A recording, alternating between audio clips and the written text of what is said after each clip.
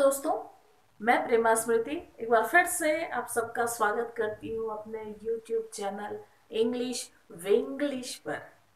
दोस्तों, आज हम पढ़ेंगे मटेरियल नाउन अर्थात पदार्थवाचक या द्रव्यवाचक संज्ञा के बारे में। लेकिन उसके पहले मैं आपको बता दूं कि मैंने नाउन पर और भी वीडियो बना करके डाल रखे हैं, जिसका लिंक आपको मेरे डिस्क्रिप्शन बॉक्स में मिल जाएगा। तो एक बार जाकर आप उसे देखिए जरूर। चलिए बातें करते हैं मटेरियल नाउन के बारे में। A noun that can be measured. Noun जिसे नापा जा सकता है और वेट या तौला जा सकता है, बट कांट बी काउंटेड, लेकिन इसे गिना नहीं जा सकता, इज कॉल्ड मटेरियल नाउन। इसे ही हम मटेरियल नाउन या पदार्थवाचक संज्ञा कहते हैं।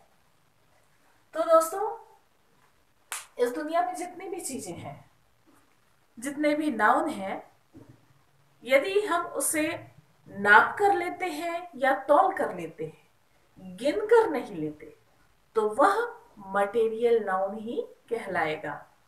मटेरियल नाउन को हम हिंदी में पदार्थवाचक संज्ञा के रूप में जानते हैं, और इसका एक और नाम है द्रव्यवाचक संज्ञा। द्रव्य के बारे में आपने पढ़ रखा है, हम सब ने पढ़ रखा है कि द्रव्य जो है वो तीन रूपों में पाया जाता है, सॉलिड, लिक्विड और गैस के रूप में। और ये जो चीजें हैं, मटेरियल नाउन जो है वो हमको प्राकृतिक रूप से मिलती है। धरती ने हमें बहुत सारा मटेरियल नाउन दे रखा है।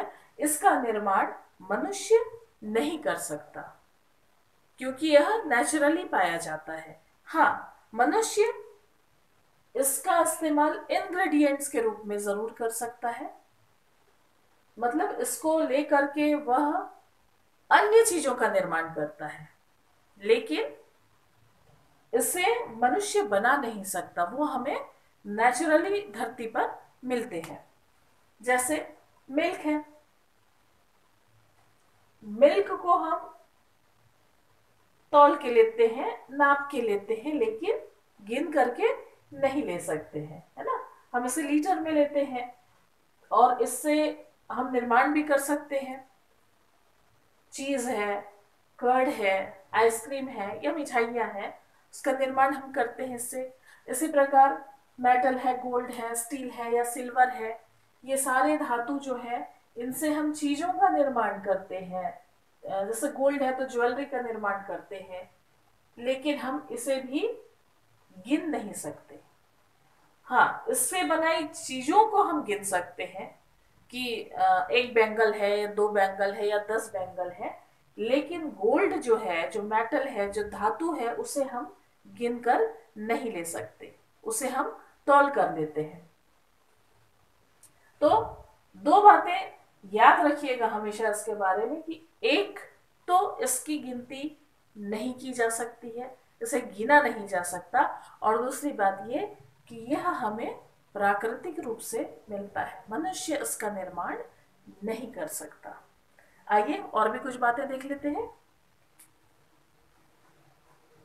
कई चीजों को जब हम गिनते हैं तो हम 1 2 3 4 5 10 15 ऐसे उसके सामने हम संख्या लिखते हैं, इतनी मात्रा में हम लिए करके।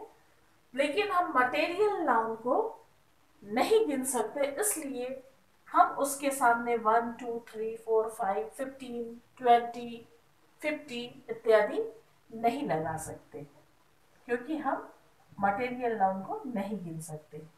दूसरी बात, आर्टिकल की करें, ए एन द, तीनों ही आर्टिकल जो है हम मटेरियल नाउन के सामने नहीं लगा सकते हैं। और तीसरी बात करें एस या ई एस लगाने की, अर्थात मटेरियल नाउन को प्लूरल बनाने की, तो यह भी संभव नहीं है। मटेरियल नाउन का प्लूरल हम कभी नहीं बना सकते, क्योंकि यदि हम इसका प्लूरल बनाते हैं, इसमें एस या ई एस लगाते हैं, तो इसके अर्थ कैसे चेंज होते हैं वो देखिए। जैसे वुड है, वुड अर्थात लकड़ी, और हमारे दिमाग में एक बात चलती रहती है कि वुड, एक लकड़ी के बारे में बात हो रही है, तो हम एस लगा देंगे तो एक से अधिक लकड़ी हो जाएगी।